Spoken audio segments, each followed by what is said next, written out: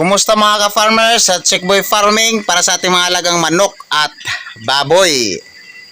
This is a day 22 update sa ating alagang manok. 30 days ang target natin.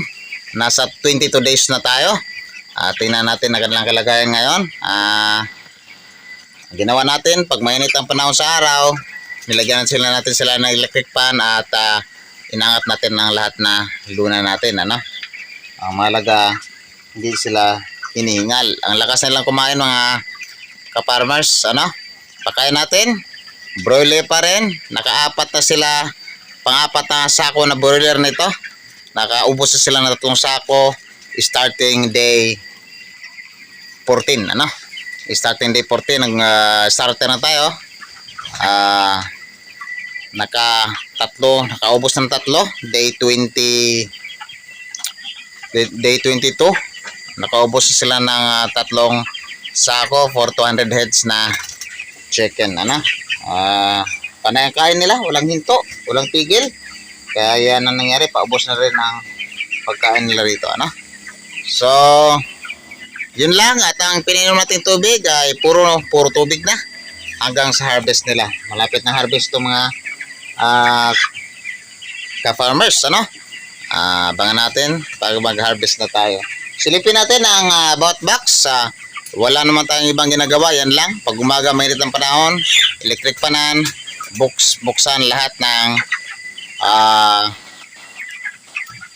ng luna, ano? So silipin na natin ang bawat isa. Ito ang ating unang box. Ayan, naglipad-lipad na sila kasi halos kumpleto na kanilang mga pakpak. Oh, tinan mo yung kanilang feeder. Kalalagay lang, tinan mo, paubos na. Kailangan maglagay na naman ngayon. Kita mo, halos wala nang laman ang kanilang feeder. Saglit lang sa kanila maubos. Palagyan natin yan ngayon. Ayan. Ayan ang mga manok na sila, mga ka-farmers. Ayan. Mga manok na sila, no? Marunong na silang minom din sa ating water system, ano? Marunong na silang minom dyan. Yan ang ating mga alaga. Ayan. Ito ang unang box natin, candidate for harvest. Dito tayo kukuha. Ating pangalawa, medyo maliit. Ito ang pinakamaliit sa lahat ng box, ano? Mga maliliit mo ito, pero may mga pipili na mga malalaki, ano? Yung mga manok kumain, masipag, mga malaki na. Yan ang ating, tingnan mo, kalahati ang kanilang feeder, meaning hindi sila ganun ka lakas kumain, ano? Ilan to dito tulo, may 3 naka-quarantine dito, ano? Ayan. Tapos ito ang ating box number 3. 50 na manok ang dito, mga malalaki din ito mga tingnan mo, mga ka-farmers. Yan, ayan. Tapos ang ating box number 4, malalaki na din mga kabulto. Makakuha rin tayo rito, may makuha rin tayo rito para sa ating unang harvest. Yan, yan mga yan, bibilog. May mapili rin tayo rito para sa ating unang harvest, day 22. Target nating date is day 26 to 30, ano? Maximum of 30 days. Sana mahit natin ang target natin mga ka-farmers.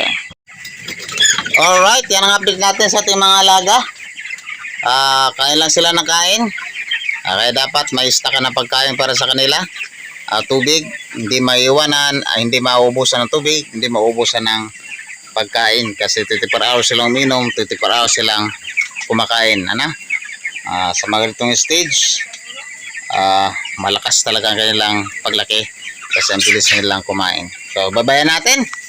Wala pa rin tayong timbangan. So sana darating na ang timbangan natin sa Lunes para atin nang monitor ang kanilang timbang. So bye-bye lang natin ating ginagawa mga ka-farmers hanggang sa ating pag-harvest at alaman natin kung kumita ba tayo at kung magkano ang ating kita. So pagkatapos ito, mayroon tayong isda, ano? At after that, sa December, mayroon tayong baboy para sa atin. So marami pa tayong iniisip at pinaplanong gawin mga ka-farmers at sana subaybayan nyo kami. At kami nagagalak na kahit paano ay mayroon na tayong 40 na taga-subaybay at taga-viewers, ano? Maraming salamat sa inyong suporta at sana lagi nyo kaming samahan sa aming ginagawa, ano. Marami pa tayong gagawin mga ka-farmers, kaya sana andyan lang kayo na sasamahan nyo sana kami, ano. Until then, hanggang sa muli, Check by Farming. Adios.